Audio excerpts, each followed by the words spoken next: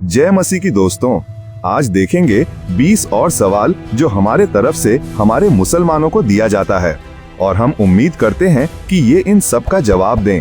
पर हाँ, जवाबों में विरोधाभास नहीं होना चाहिए ताकि हम इस्लाम को सही तरीके से समझ सकें। अल्लाह ने मोहम्मद को 12 से अधिक पत्नियां रखने की अनुमति क्यों दी, जबकि कुरान में अल्लाह ने प्रत्येक आस्तिक पुरुष को 4 से अधिक पत्नियां न रखने का आदेश दिया है? क्या यह इस बात का प्रमाण नहीं है कि अल्लाह ने मोहम्मद को अपनी आंतरिक इच्छा पूरी करने की अनुमति दी थी? यदि यीशु ईश्वर नहीं है या उन्होंने कभी ईश्वर होने का दावा नहीं किया, तो फिर यहूदी उन्हें सूली पर क्यों चढ़ाना चाहते थे? मुसलमान दावा करते हैं कि बाइबल भ्रष्ट है, फिर भी वे इस भ्रष्ट पुस्तक में अपने पैगंबर और अल्लाह का नाम दिखाने के लिए उत्सुक हैं, ये कहकर कि बाइबल की कुछ आयतें अभी भी भ्रष्ट नहीं हुई हैं और अभी भी अल्लाह का वचन है। अगर ये सच है तो कृपया हमें बताएं कि कौन सी आयतें भ्रष्ट हैं और कौन सी नहीं। अगर कुरान, तौरात और इंजील यानी बाइबल का ही विस्तार है, तो फिर इस्लाम के सभी रीति रिवाज और प्रथाएं मोहम्मद के जरिए इस्लाम के जन्म के बाद अचानक क्यों प्रकट हो गईं, जबकि यहूदियों और मसीहियों के सभी रीति रिवाज और प्रथाएं वास्तविक इतिहास पर आधारित होने की ज्यादा संभावना है? अगर मसीही विश्वासी यीशु के अनुयायी हैं, तो अल्लाह न्याय के दिन उन्हें नर्क क्यों भेजेंगे? बाइबल में चमत्कार का अर्थ है वह कार्य जो प्रकृति के नियमों के विरुद्ध हो। मुसलमान कुरान को चमत्कार इसलिए मानते हैं क्योंकि कथित तौर पर इसे बिना किसी परिवर्तन या त्रुटि के पूरी तरह से प्रसारित किया गया था। चूंकि ट्वाइलाइट, हैरी पॉटर या हंगर गेम्स जैसी किताबें भी निश्चित रूप से बिना किसी परिवर्तन या त्रुटि के पूरी तरह से प्रसारित की गई हैं, क्या इससे ये किताबें भी कुरान जैसी चमत्कारी हो जाती हैं? सही अल बुखारी किताब 73 नंबर 224 में मोहम्मद साहब कहते हैं कि कयामत के दिन अल्लाह की नजर में सबसे बुरा नाम एक ऐसा इंसान है जो खुद को राजाओं का राजा कहता है। इसका क्या मतलब है?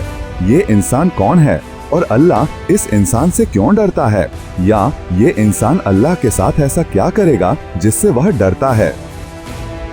अल्लाह के अनुसार अगर बाइबल इंसानों के मार्गदर्शन के लिए उनके द्वारा अवतरित की गई है और अल्लाह ने स्वयं कहा है कि कोई भी उनके वचन को नहीं बदल सकता, तो फिर जब मसीही बाइबल में बदलाव कर रहे थे तो अल्लाह और मुसलमान क्या कर रहे थे? क्या इसका मतलब ये नहीं है कि मसीही अल्लाह से ज्यादा शक्तिशाली हैं? और यदि अल्लाह ने मोहम्मद के आने का इंतजार किया और बाइबल में त्रुटि को ठीक किया, तो फिर अल्लाह स्वयं कुरान में क्यों कह रहा है कि बाइबल एक भ्रष्ट पुस्तक नहीं है? गलातियों के अध्याय 1 की आयत 6 से 9 में पौलुस कहता है कि यदि कोई, यहाँ तक कि स्वर्ग से कोई स्वर्गदूत भी तुम्हारे पास आकर तुम्हें परमेश्वर का वचन सुनाए तो शापित हो। क्या आप मुसलमान सोचते हैं कि ये संभव है कि पौलुस ने किसी झूठे स्वर्गदूत के बारे में भविष्यवाणी की हो और उसने मोहम्मद को ही शाप दिया हो? अगर आप कहते हैं कि ये तो इंजील में लिखा है, इस्लाम को इससे क्या फर्क पड़ता है और पौलुस तो झूठा है, फिर कुरान सूरत 36 आयत 13 से 17 में यह क्यों लिखा है कि पौलुस खुद अल्लाह का रसूल था? अगर यीशु परमेश्वर के पुत्र नहीं थे, तो क्या पतरस और स्वर्गदूत गैब्रियल ने भी झूठ बोला था जब उन्होंने यीशु को परमेश्वर का पुत्र कहा? क्या परमेश्वर ने स्वयं झूठ बोला था जब उन्होंने कहा था, यह मेरा प्रिय पुत्र है जिससे मैं प्रसन्न हूँ? क्या वे सब झूठ बोल रहे थे?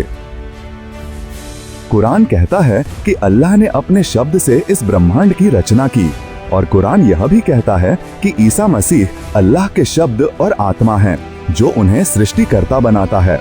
क्या इसका मतलब ये नहीं है कि इस्लाम में 2 ईश्वर हैं? पहला है अल्लाह, दूसरा है ईसा मसीह जो अल्लाह के शब्द और आत्मा हैं। यह कैसे संभव है जब कुरान यह भी कहता है कि अल्लाह एक ही है? अगर अल्लाह शुरू से ही ईश्वर का नाम है जो सबका रचयिता और जिसने मूल अदूषित बाइबल को प्रकट किया, तो फिर सभी पैगंबरों, ईसा मसीह या स्वयं अल्लाह ने भी पूरी बाइबल में अपने नाम को अल्लाह या मुसलमान शब्द का जिक्र क्यों नहीं किया? बाइबल के पुराने नियम में यहोवा और ईश्वर का पुत्र कौन है? जब गैर मुसलमान आपको दिखाते हैं कि मोहम्मद ने काले पत्थर को चूमा था, तो मुसलमान जवाब देते हैं कि हम तो इसे सिर्फ पैगंबर के उदाहरण के अनुसार चूमते हैं और ईश्वर के साथ अपनी वाचा निभाने, उसकी इच्छा का पालन करने और उसकी अवज्ञा से बचने के लिए ही करते हैं।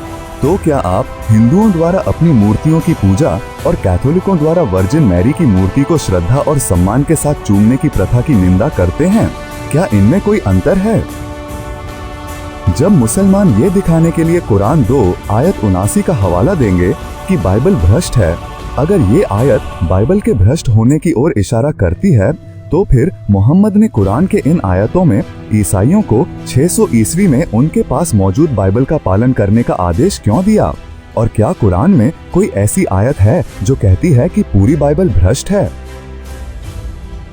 जब हम देखते हैं कि यीशु का क्रूस पर चढ़ना एक ऐतिहासिक घटना है जिसे गैर ईसाई इतिहासकारों ने दर्ज किया है, कुरान के अलावा आप ऐसा कौन सा सही ऐतिहासिक प्रमाण देते हैं कि यीशु की मृत्यु क्रूस पर नहीं हुई थी, जिसको सभी इतिहासकार सही मानते हैं? सिर्फ इस तर्क के लिए अगर सभी मुसलमानों को ईसा मसीह के सूली पर चढ़ने को अस्वीकार करना चाहिए जैसा कि उनका कुरान कहता है, और ठीक है, और सभी ईसाइयों को मोहम्मद को झूठे पैगंबर के रूप में अस्वीकार करना चाहिए जैसा कि उनका बाइबल कहता है, तो आप किस आधार पर मानते हैं कि ईसाई और इस्लाम धर्म दोनों संगत धर्म हैं? यह सर्वमान्य तथ्य है कि 15वीं शताब्दी का बरनबास का सुसमाचार एक जालसाजी है। फिर मुसलमान इस 15वीं शताब्दी के दस्तावेज को क्यों दिखाते हैं, पहली या दूसरी शताब्दी के दस्तावेज को नहीं, इस प्रमाण के रूप में कि प्रारंभिक ईसाइयों ने ईसा मसीह के क्रूस पर चढ़ने से इनकार किया था? मुस्लिम लोग फुटनोट 663 में यूसुफ अली की टिप्पणी को इस बात के प्रमाण के रूप में उद्धृत करेंगे कि मार्सियन, डोसिटिज्म, बैसिलिडेस के 3 प्रारंभिक ईसाई संप्रदायों ने ईसा मसीह के क्रूस पर नहीं इनकार किया था। हम सब जानते हैं कि इन 3 संप्रदायों को 6 बाइबल अंशों में झूठे शिक्षकों, धोखेबाजों और ईसा मसीह विरोधी के रूप में निंदा की गई है, और ये लोग ईसा मसीह और पैगंबरों की शिक्षाओं पर विश्वास नहीं करते हैं। जब बाइबल के हिसाब से ये 3 तो ईसाई संप्रदाय नहीं हुए। और क्या हम आपको बहाई धर्म से भी सबूत के तौर पर दिखा सकते हैं कि मोहम्मद अंतिम पैगंबर नहीं थे?